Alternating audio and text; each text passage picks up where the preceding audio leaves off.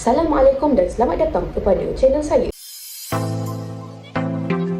Tolong jangan lupa subscribe-nya. Love you. So macam kita cakap sebelum ini, video ni ialah kita akan cerita pasal Nabi Adam. Okey, minta maaf aku selambat sikit sebab benda ni dia kena banyak research tau. Kalau tak nanti korang ingat aku sesatkan. Walaupun aku pakai hitam tapi aku tak sesat dia. Okey, and by the way kita akan letak mana kita dapat cerita ni hujung video ni. Tapi sebelum tu korang kena make sure korang follow my IG and social media. Okey, jangan lupa follow. And kalau korang nak tanya apa-apa ke bila akan nak post video, lepas ni korang nak post video apa, tanya je dekat IG, DM je dekat IG, okey? Tahu, janji tahu. Okey, so tanpa melengahkan masa lagi, ayolah kita terus ke video Nabi Adam. Tapi sebelum tu, make sure korang tekan button subscribe, like dengan share. Lepas tu tekanlah loceng tu, barulah tahu bila video keluar kan?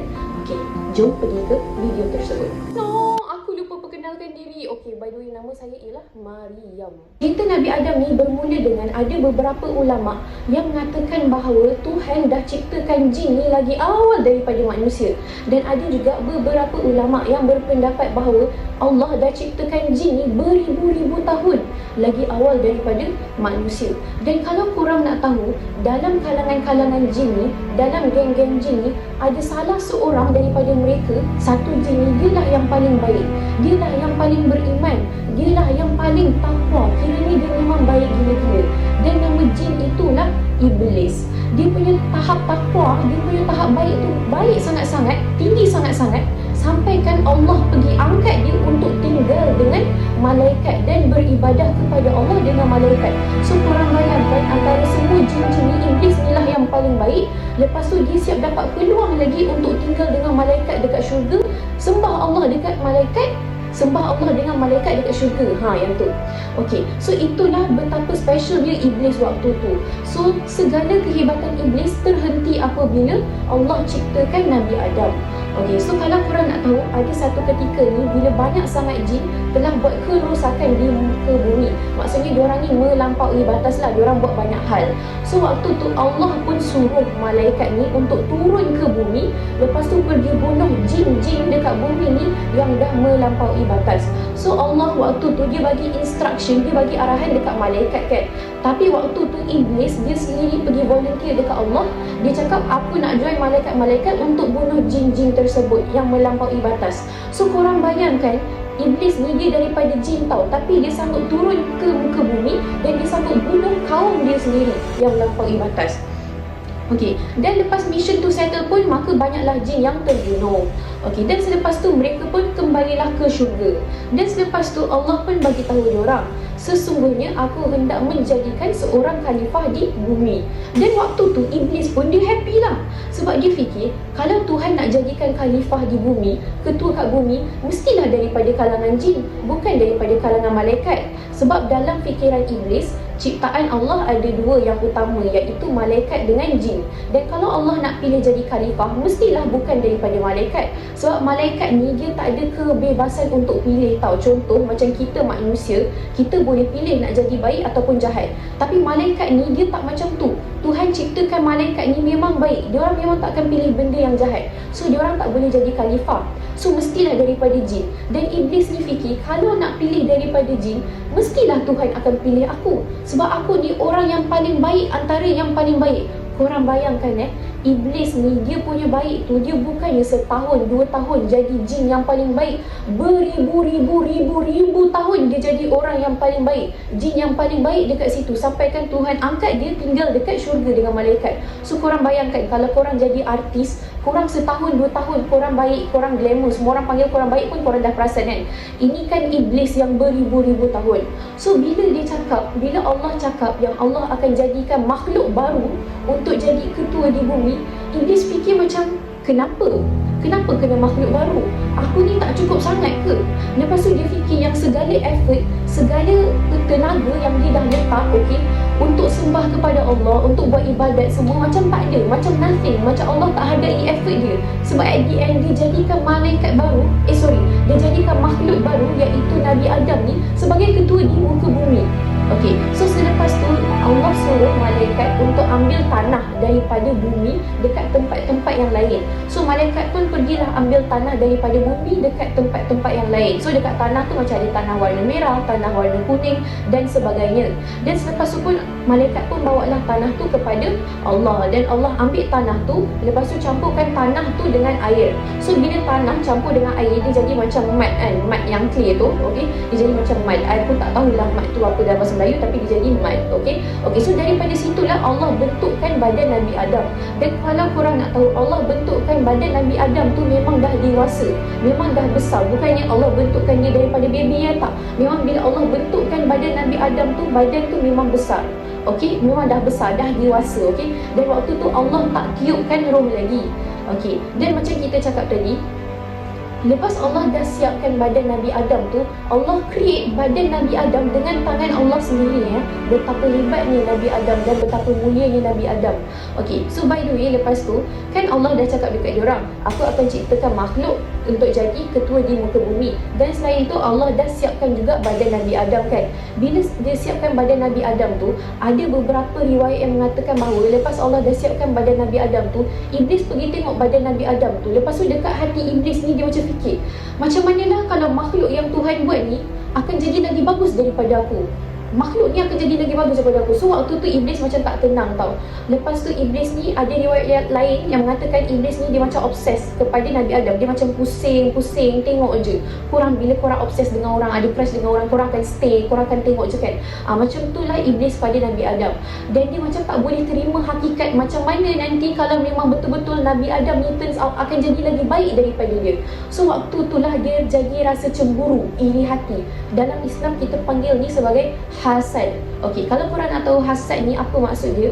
Hasad ni maksud dia ialah kita cemburu, kita tak nak orang tu ada benda tu, kita nak kita je ada benda tu. Contohlah kan, Mariam nak korang faham. Okey, so contoh, Mariam nampak kawan Mariam dia ada kereta BMW. So dalam hati Mariam macam, aku pun nak ada kereta BMW. Tapi aku bukannya nak ada kereta BMW je, aku nak kereta dia yang BMW ni pun terbakar. Macam tu.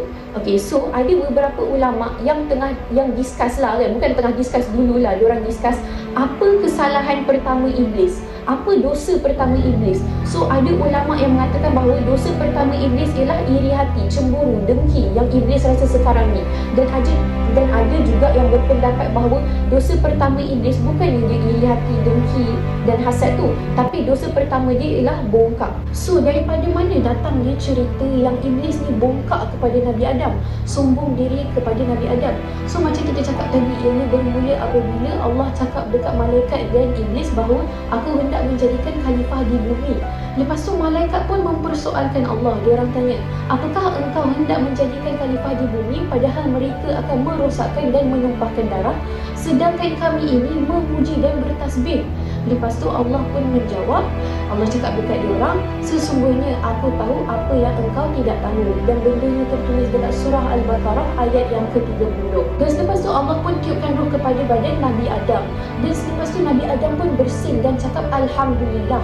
Lepas tu Allah pun balas Yarhamukallah, yang bermaksud semoga Allah merahmati kamu. So daripada awal lagi Allah dah merahmati Nabi Adam ni dan suruh mereka sujud kepada Nabi Adam. Okey, Allah suruh mereka sujud kepada Nabi Adam bukannya untuk sembah Nabi Adam, tapi sebagai tanda penghormatan, untuk hormat Nabi Adam dan untuk memuliakan Nabi Adam, dan untuk diorang tahu bahawa darjat Nabi Adam ni lagi tinggi daripada diorang. Macam Allah cakap dalam Quran, walaqad karramna bani Adam, sesungguhnya kami telah memuliakan Nabi Adam. So Tuhan sendiri dah muliakan kita lebih tinggi daripada malaikat dan jin. Kadang-kadang kita ni sendiri yang merendahkan dan menghina diri kita.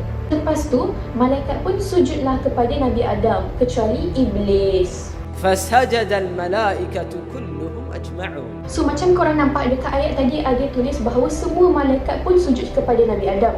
Dan kalau korang nak tahu dekat surah As-Sad ayat yang ke-73, dekat situ ada tulis fasajadal malaikatu kullum ajma'un. So dekat situ Allah tak guna wa iaitu dan selepas itu, Allah tak guna thumma iaitu selepas itu. Faham tak? Allah guna iaitu maka seterusnya diorang terus sujud kepada Nabi Adam tanpa sesaat pun lambat. Dan kalau korang nak tahu, malaikat ni ialah ciptaan yang sangat cantik kan, yang sangatlah besar. So bila dekat situ, kalau korang nampak lah kan, korang try imagine malaikat yang sangat-sangatlah cantik, sangat-sangatlah besar, sangat-sangatlah banyak, diorang semua terus sujud kepada Nabi Adam. Dan bila diorang beratur tu, tak ada orang pun yang depan sikit, tak ada orang pun yang lambat sikit, dan diorang jatuh serentak, sujud serentak kepada Nabi Adam, kecuali iblis. ولقد خلقناكم ثم صورناكم ثم قلنا للملائكة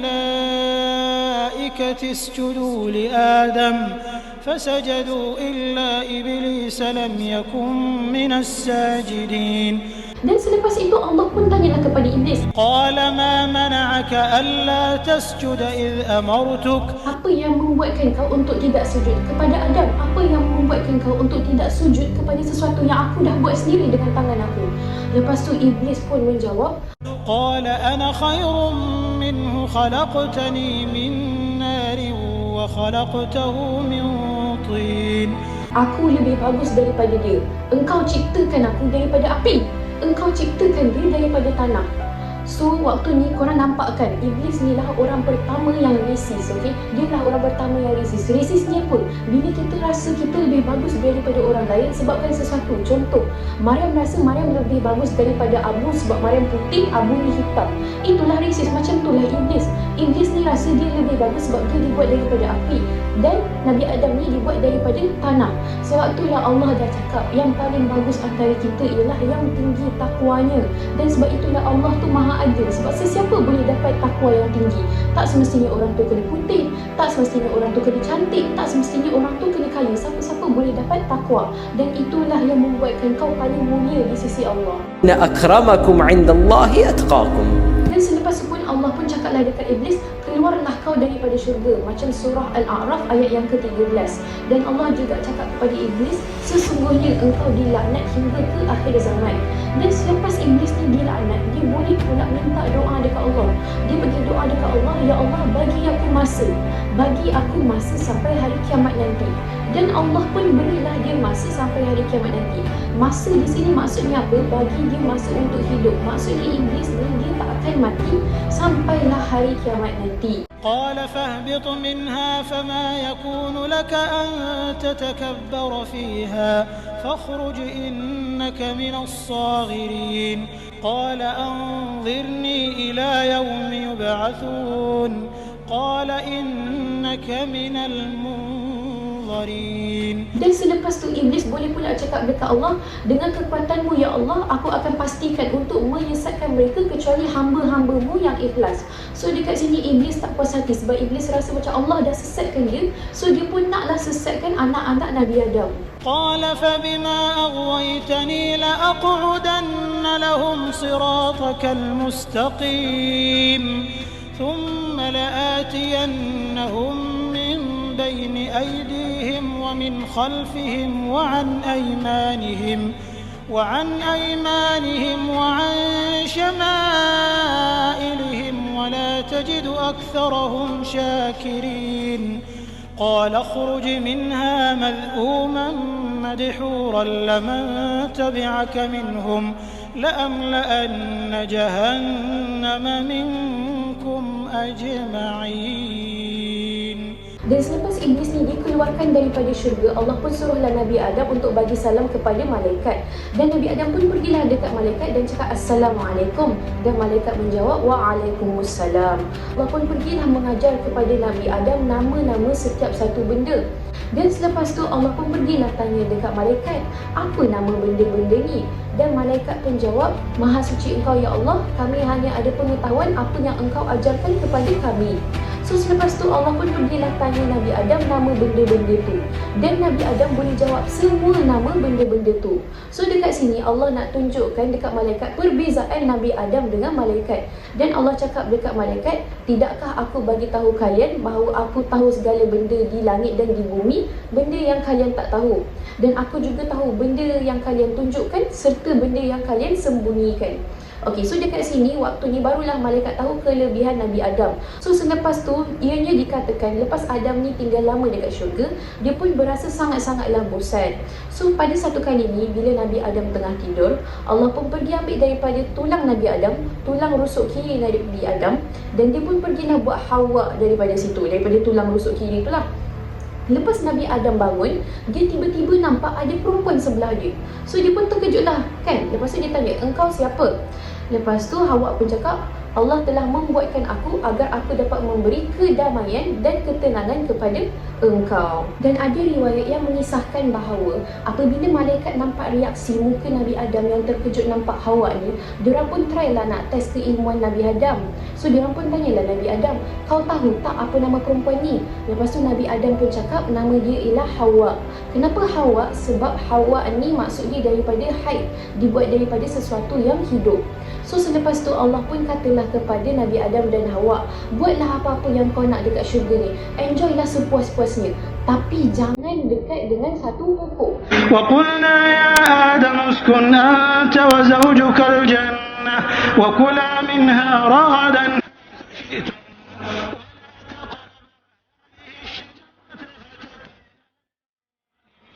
Allah tak cakap jangan makan daripada pokok tu. Allah tak cakap jangan duduk bawah pokok tu. Allah tak cakap jangan ambil daripada pokok tu. Allah cakap jangan dekat dengan pokok tu. Lepas tu Allah dah bagi amaran dah, sesungguhnya iblis itu adalah tipu daya yang besar bagi kamu. ولا يخرجنكما من الجنة فتشقى. Dan Allah juga berkata kepada Nabi Adam, dekat syurga ni kau tak perlu lapar, kau tak perlu haus, kau tak perlu nak hadap kepanasan, kau tak perlu nak tutup aurat pun, tapi aurat kau dah ditutup oleh cahaya. إن لك ألا تجوع فيها ولا تعرى وأنك لا تظمأ فيها ولا تضحى. Maka selepas beberapa ketika di syurga, iblis pun pergilah dekat Nabi Adam. Lepas tu iblis pun cakaplah dekat Nabi Adam, kau tahu tak, kalau kau makan buah daripada pokok ni, kau akan hidup selama-lamanya. Sebab sekarang ni kau manusia, kau akan mati. Tapi nanti kalau kau makan daripada pokok ni, kau akan hidup selama-lamanya macam malaikat. Dan iblis juga cakap kau akan ada kerajaan yang banyak sangat, yang besar sangat, yang takkan habis. Mulki la yabla. Dan selain tu, untuk sedapkan lagi ayat tu, syaitan pun gunakan nama Wallahi. Lepas tu dia cakap, aku hanya nasihatkan kalian untuk kebaikan kalian. Dan kalau korang nak tahu juga kenapa diorang terpedaya daripada syaitan, sebab sebenarnya diorang lupa benda tu diharamkan oleh mereka. Ini bukti dia. ولقد عهدنا إلى آدم من قبل فنسي ولم نجد له عزما. Maka lepas Nabi Adam dengan Hawa makan daripada pokok tu, cahaya yang tutup aurat diorang tu pun pergi. Dan diorang rasa malu, so diorang cari daun untuk tutup aurat diorang. فبدت لهما سوآتهما وطفقا يخصفان عليهما من ورق الجنة. Lepas tu Nabi Adam dengan Hawa pun berkata, ya Tuhan kami, sesungguhnya kami telah menzalimi diri kami sendiri.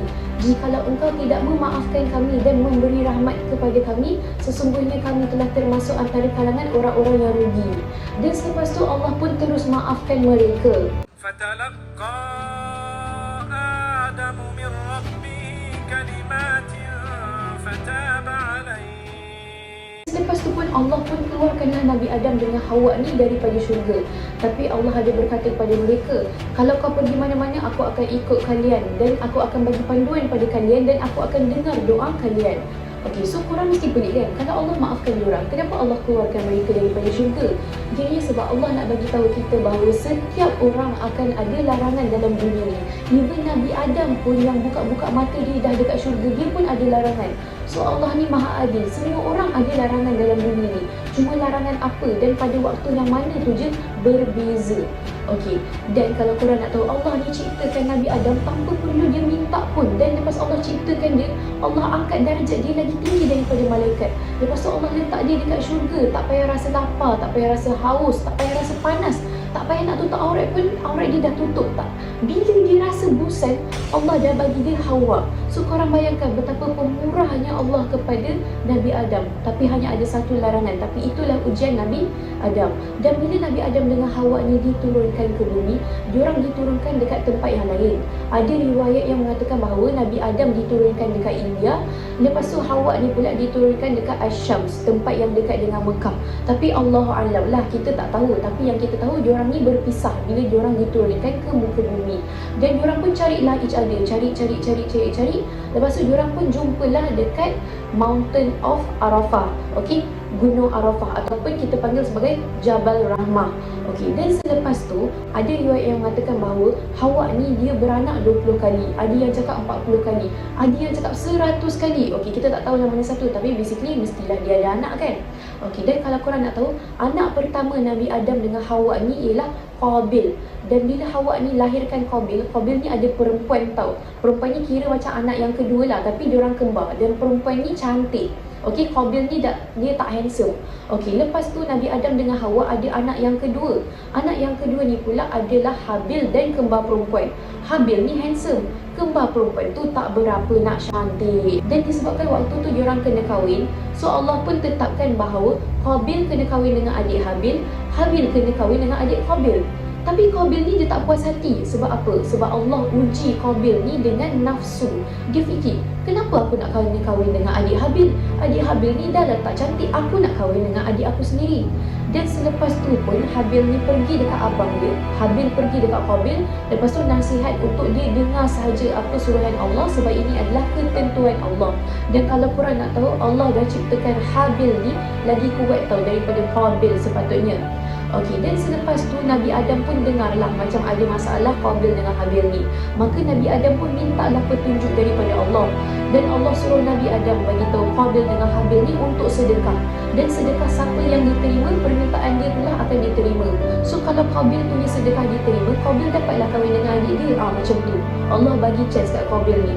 So waktu tu tak ada orang miskin kan. So apa yang diorang buat, diorang kena ambil apa yang diorang ada, lepas tu letak atas gunung, lepas tu pergi sekejap. So bila diorang pergi sekejap, kalau sedekah diorang tu diterima, sedekah diorang tu tak ada, sebab akan ada api yang datang lepas tu bakar sedekah diorang.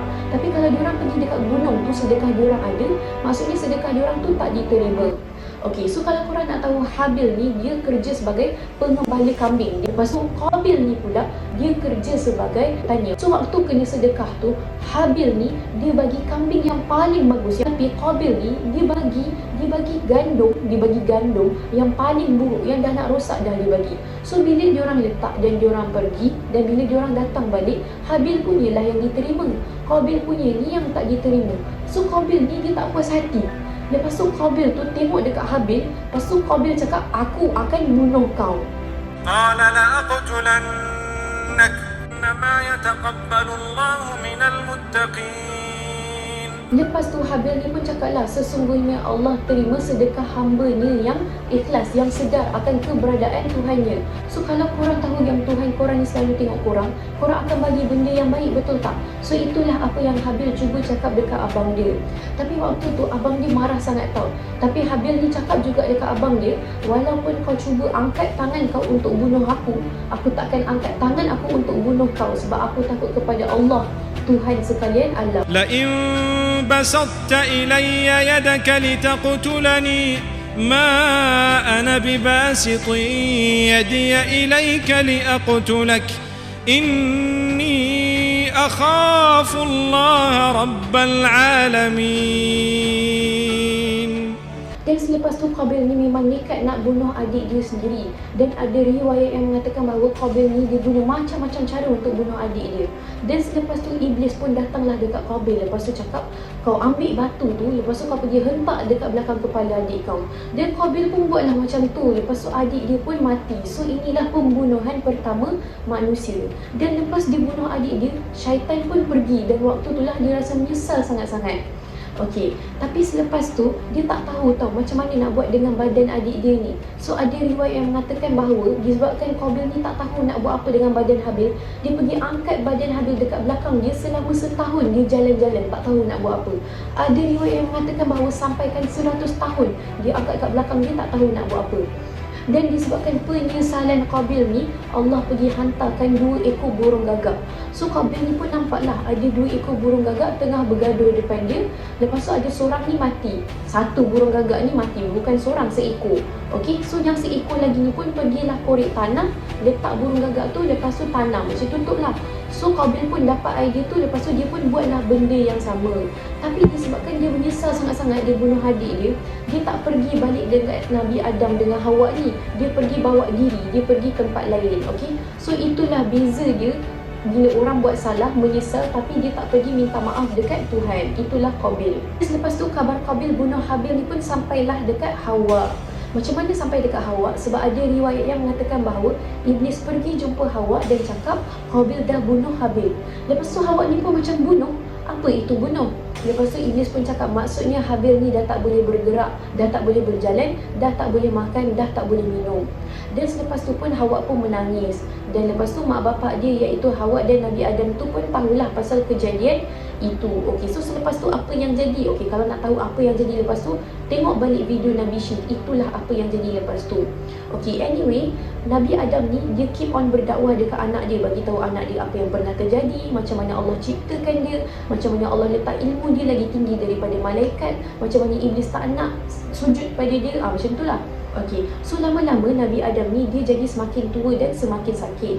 Dan Nabi Adam ni dia rindu tahu pada satu buah yang dia pernah makan dekat syurga dahulu. So Nabi Adam pun doalah pada Allah kalau dia boleh makan buah tu. Lepas tu Allah cakap dekat Nabi Adam, untuk Nabi Adam pergi dekat satu tempat ni, Nabi Adam akan jumpa sesuatu. Allah tak cakap buah, Allah cakap jumpa sesuatu. Dan disebabkan waktu tu Nabi Adam sakit, Nabi Adam pun suruhlah anak dia pergi ke tempat tu. Bila anak dia pergi dekat tempat tu, anak dia jumpa malaikat yang pegang something dekat tangan mereka tahu. Ada beberapa malaikat, macam sekumpulan malaikat lah. Dan selepas tu malaikat pun cakaplah dekat anak-anak Nabi Adam, kau pergi balik dekat ayah kau dan bagi tahu dia masa dia telah tamat. Dan waktu tu malaikat pun ikutlah anak-anak Nabi Adam ni balik. Dan Hawa ni nampak malaikat-malaikat ni, dan salah satu daripada diorang ialah malaikat maut. So Hawa ni pun kenal lah malaikat maut. So dia pergi lari dekat Nabi Adam dan sorok belakang Nabi Adam. Dan Nabi Adam pun cakap, tidak, tak usah takut, aku diciptakan sebelum kau, maka aku akan pergi dahulu. Dan selepas tu pun malaikat pun tariklah nyawa Nabi Adam ni. Okey, dan semua malaikat-malaikat kumpulan yang malaikat yang datang tadi tu, diorang pergi ambil badan Nabi Adam, diorang pergi basuhkan badan Nabi Adam, diorang pergi tutup badan Nabi Adam dengan kain kafan. Lepas tu diorang solatkan jenazah untuk Nabi Adam dan diorang tanamkan badan Nabi Adam. Semua tu anak-anak Nabi Adam nampak. Dan malaikat pun cakaplah dekat anak-anak Nabi Adam, macam ni lah yang kalian akan buat apabila salah seorang daripada kalian meninggal dunia. Okey, so banyak kan benda yang kita boleh belajar daripada kisah Nabi Adam ni. Mariam rasa banyak gila yang kita boleh belajar, dan banyak gila yang kita boleh ambil iktibar daripada cerita ni. Apa-apa pun, kalau apa-apa yang Mariam tersilap sampaikan cerita, Mariam nak minta maaf. Khilaf Mariam. Okey, and by the way, Mariam dapat cerita ni daripada speaker-speaker ni. Okey, video-video ceramah nama-nama Syekh ni. Okey, dan Mariam akan letak video-video dia link dekat description. Okey, dan selain tu Mariam nak minta tolong korang sangat-sangat lah kan. Minta tolong ampun kat korang. Korang tolonglah follow IG saya ni. Selain tu korang boleh tak tolong DM saya, tanya saya soalan-soalan yang menghiburkan hati sebab saya ni bosan. Dan boleh juga bagi tahu korang nak video macam mana lepas ni dekat ruangan komen dan juga dekat DM nanti. Okey, and bagi tahu apa yang Mariam boleh improve ke apa ke, insya-Allah Mariam akan cuba improve. And last, Mariam hanyalah seorang yang menyampaikan cerita. Mariam bukannya ustazah ke apa ke Okey, tapi jangan balik, jangan keluar daripada video ni, jangan tidur selagi kau tak subscribe, kau tak like, kau tak share, lepas tu kau tak tekan ring bell tu, toing. Okey, tekan subscribe tu sampai nak meletup. Lepas tu share lah dekat story kalau tak keberatan. Okey, apa pun, semoga kita semua dirahmati Tuhan dan semoga ilmu ni akan jadikan kita seorang yang lebih beriman, bertakwa. Lepas tu kita boleh share ilmu ni, lepas tu kita boleh masuk syurga sama-sama. Gitu. Okay, so alam tengah malam, aku pun nak tidur. Bye bye, good night, see you on my next video.